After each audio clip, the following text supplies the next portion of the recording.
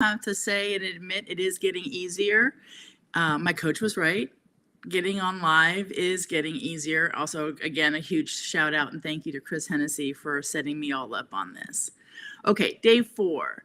Leadership skill, actually on my paper today, I'm not going to go free spirited on this, is clarity.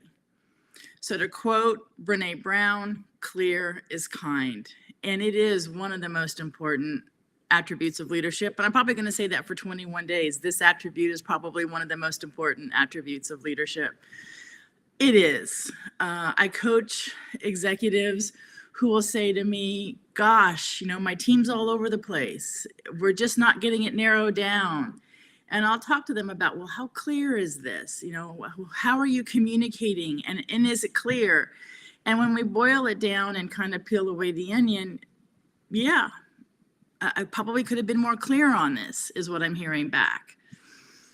Clarity is important for many things, especially expectations, right? So when expectations aren't clear, that's when we have conflict. And I don't think anybody really wants to have conflict, right? So if we can avoid it by being more clear, great. Let's see, an example. So I said to her, okay, how does this sound? You're going to give your team a goal.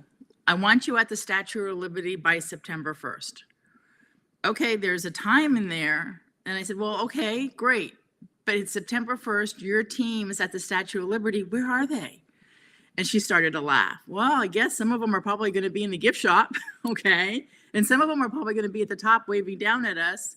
So not exactly a very cohesive, altogether ending, correct, to the goal, versus something like, hey, team, I want you at the Statue of Liberty September 1st, 10 a.m., West Side, sitting around the brown bench, and bring a grande latte with oat milk. A little bit more clear. And I'm going to give you a budget of $1,000 to get there, depending on maybe where they're located, right? If they're coming from California, they're probably going to need something like that, right? So be clear and have fun. And that's the attribute. Clarity is kind. And I would love your comments, your examples when you were really clear, right? And you got a great outcome. You were able to make a good plan and there was passion around it, versus having a plan maybe that was a little bit wishy-washy and maybe it wasn't very efficient when you were creating the plan, and ambiguity. So again, would love your comments, feedback on clarity, examples, stories. Let's make it fun. And happy Thursday. Thanks.